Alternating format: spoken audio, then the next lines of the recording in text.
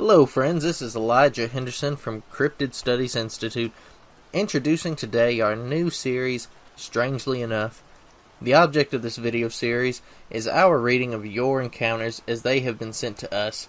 And just a mild disclaimer, the start of the series doesn't in any way mean that we're going to stop uploading Nightmare Nugget videos or radio show broadcasts.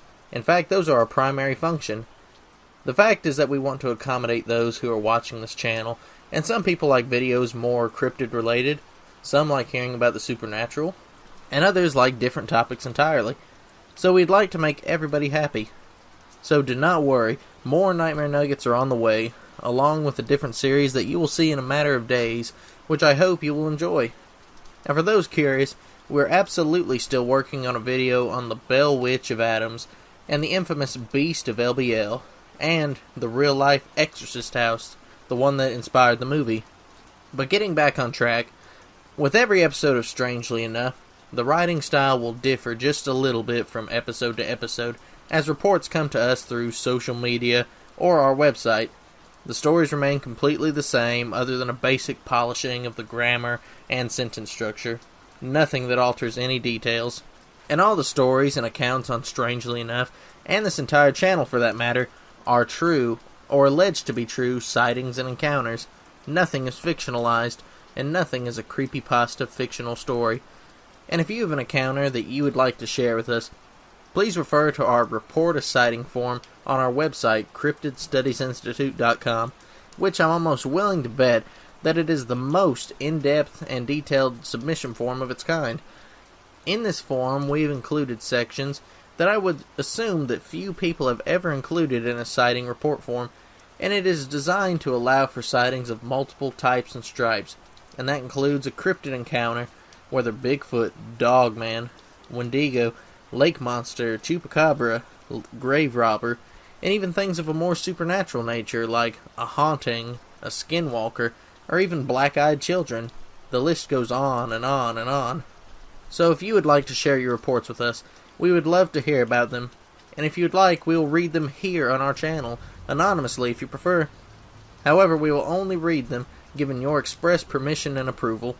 Today we have received a report from a woman who would like to remain anonymous, but assured us that her encounter was absolutely and undoubtedly true.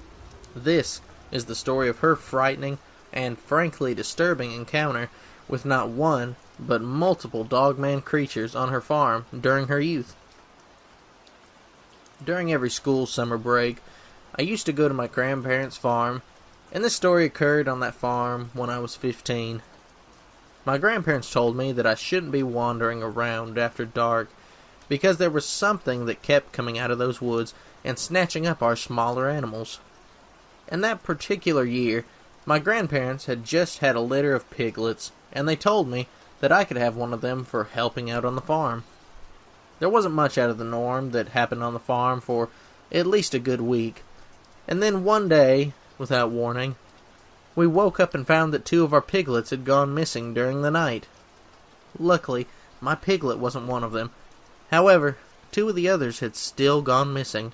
The following night, I took my piglet and safely tucked it away in my bedroom, and I decided that I was going to stay in the barn and wait in the hayloft so that I could keep watch throughout the night. I figured that it had to be a bunch of old dogs or even coyotes that were coming into the barn.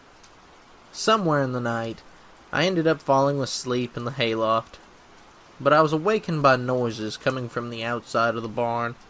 I peeked out through the gaps in the barn's vents, and I saw them out there. There were 3 of them, and they were walking around like people. They were tall, easily taller than me, but it was clear that they weren't people. They looked like they had the head of a dog or a coyote, but the snout was longer and wider. One of them looked toward the cattle field, and it began to talk. Not well, mind you. In fact, it really sounded grunt-like, but it said, "Tomorrow." Then they dropped onto all fours and ran away into the woods.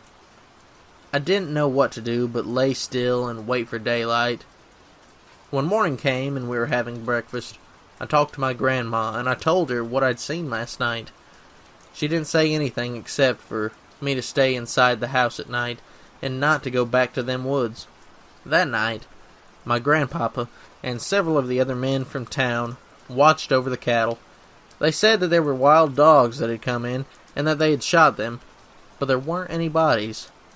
They said that the dogs had ran back into the woods to die. 4 times over that summer, our neighbors had animals go missing off of their property. Twice we saw in the woods what appeared to be the glow of a distant campfire, and several other times on that property we heard strange, almost coyote-like calls. My grandparents passed away some 2 years later, and the property was eventually sold off, and I haven't ever gone back there, and I don't know whether or not if those things are still living out in them woods. Sounds like a traumatic experience for a 15-year-old girl, and we would like to thank her for being brave enough to share her encounter with us. If anyone has theories as to what she's seen, or have ever heard of creatures like this talking, or even potentially using fire, then please comment below and give us your thoughts. Hopefully, we will be back soon with another story, but until next time, this is Elijah Henderson.